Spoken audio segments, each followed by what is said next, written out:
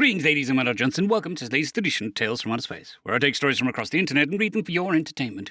This particular story is called They Don't Take Any Guff, written by In Yellow Clad. There comes a time in anyone's career when they find themselves face to face with a person that's so wildly, incomprehensibly disrespectful that it's a surprise they could even think positive thoughts about anything. This is one of those days. I, Ambassador Froggy, a school teacher in my early life before moving on to politics. This was my second deployment, and I was hoping all would go well. It did not. Now I suppose I should provide a little context. I am an Axael. We're an avian species with 2 pairs of wings and 6 arms. We're pretty small, though taller than 4 Terran standard feet on average, and typically weigh around 90 to 120 Terran pounds as well. Considering this, most humans find us to be incredibly adorable, and were we not intelligent species like them, I'm fairly certain we would have found loving homes amongst the humans as beloved pets. A strange thing to think about, honestly. It fills me with conflicting emotions, but that's a topic for another time. My opposite is the ambassador of the Kenkreak, Minister Rongiel. The Kenkreak are a large cephalopodisk and generally unpleasant to be around. They float typically when in motion, thanks to gas-filled internal sacs which allow them to adjust their elevation on a whim. Their faces, as I have heard described by many humans, resembles that of a fictional deity known as Cthulhu, which leads me to wonder if perhaps the Kenkreak once visited their people in a distant past. Maybe.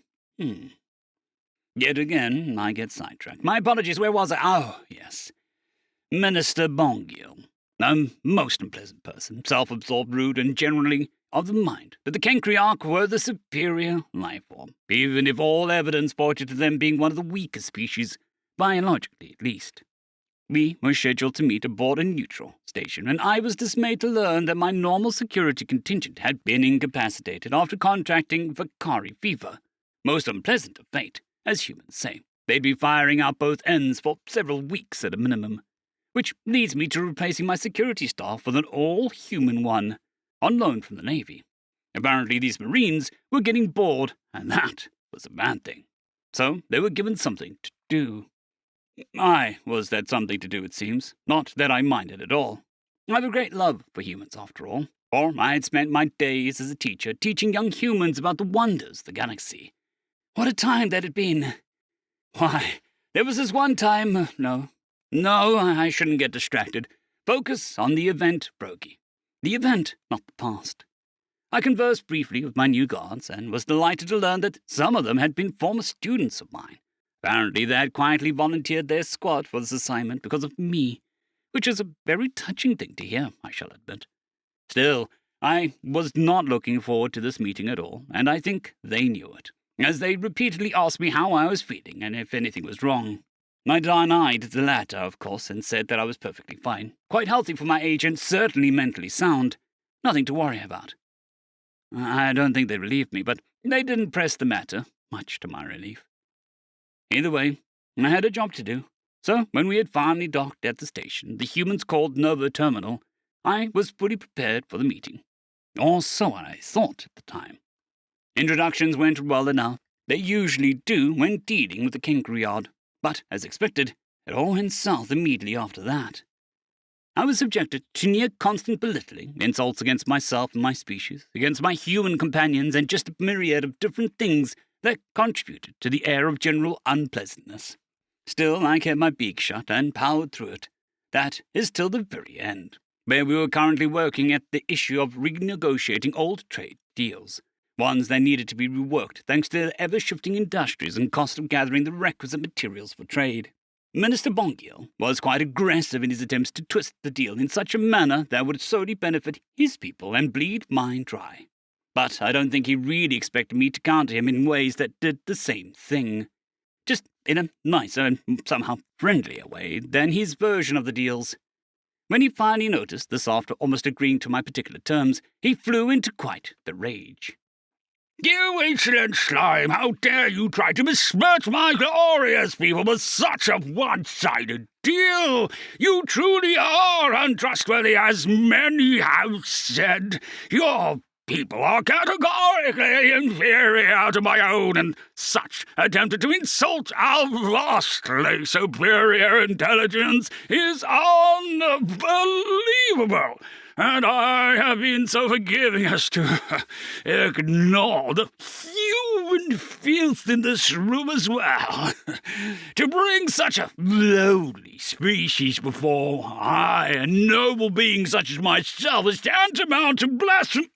Bongil's roaring was cut short as an armored fist slammed into the table, which caused me to jump and even squawk, much to my embarrassment.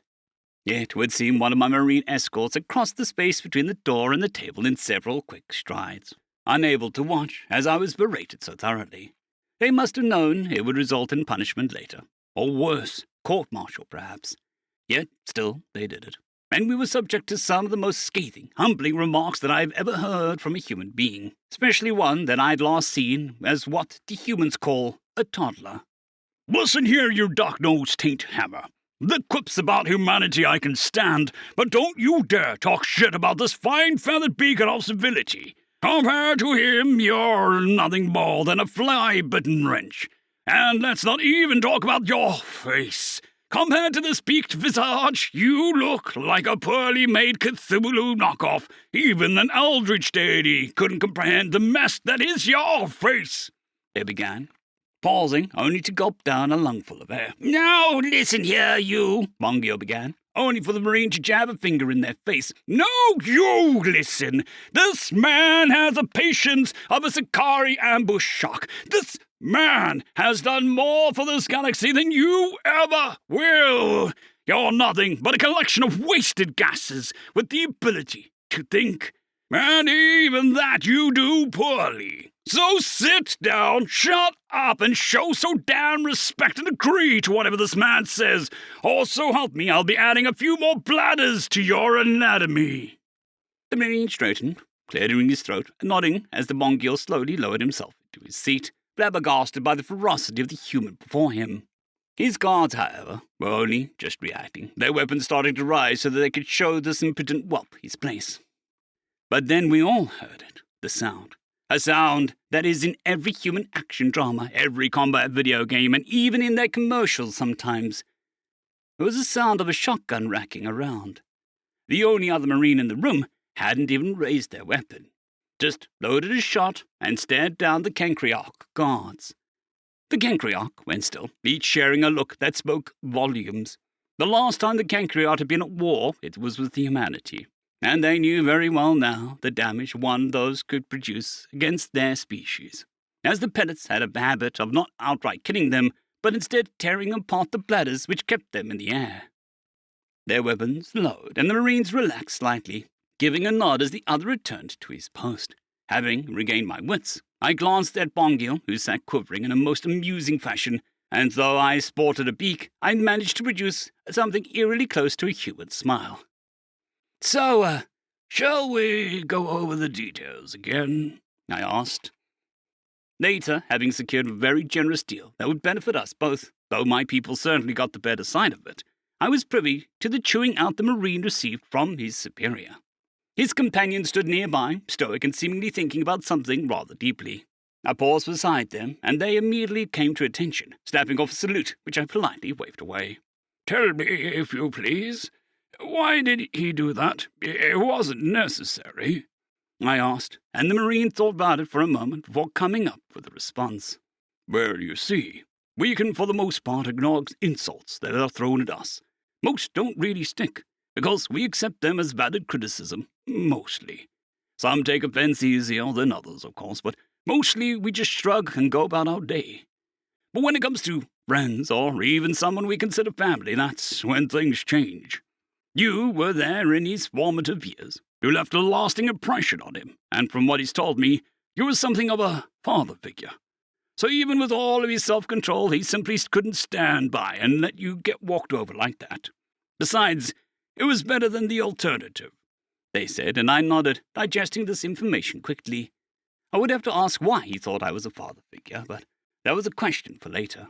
What was the alternative, if you don't mind me asking? I was curious, and the Marine snorted softly, just as the door across the hall opened and allowed the sufficiently chastised Marine to exit. We'd have started shooting, and some poor soul would have to clean up Kenkriok bits, he stated, sending a shiver through my feathers as he gave me another salute and dismissed himself. The other approached me with a mortified look on his face, but when he drew within arm's reach, it faded and was replaced with a soft smile. Sorry about earlier, Ambassador. I don't normally lose my control like that. All is forgiven, and off the record, I am glad you did it. If you hadn't, I was afraid I might have sullied my own career by pecking his eyes out or something, we chuckled. So your companion mentioned something earlier. He said that you see me as a father figure? This earned me a sheepish look, and the Marine cleared his throat several times. Well, you see, my dad died when I was 2. It wasn't nearly as tough on me as it was for my mom, but later on, I started wishing he was still around. I wasn't mad at him or anything, mind you, just wished that he hadn't died, he paused, shaking his head before continuing. Anyway, when I made it into your class, you were exactly what I'd always wanted for a dad. I guess subconsciously I started seeing you that way. A familiar figure, of sorts, even though you were a completely different species and all. Hope that's not weird or anything. I digested this, cracking my beak a few times before I shook my head. Not weird, but certainly unexpected. I thank you for your honesty and for your timely intervention earlier. It meant a lot, I paused, thinking. I must ask, though, is this a trend amongst your species? The standing up to others like you did? I'll admit for all my time amongst your people, I've neglected my studies of them. He nodded rather vigorously. Oh, yeah, totally. We do it all the time, he grinned, thumping his chest plate with a fist. We're humans. We don't take shit from anyone. End of story.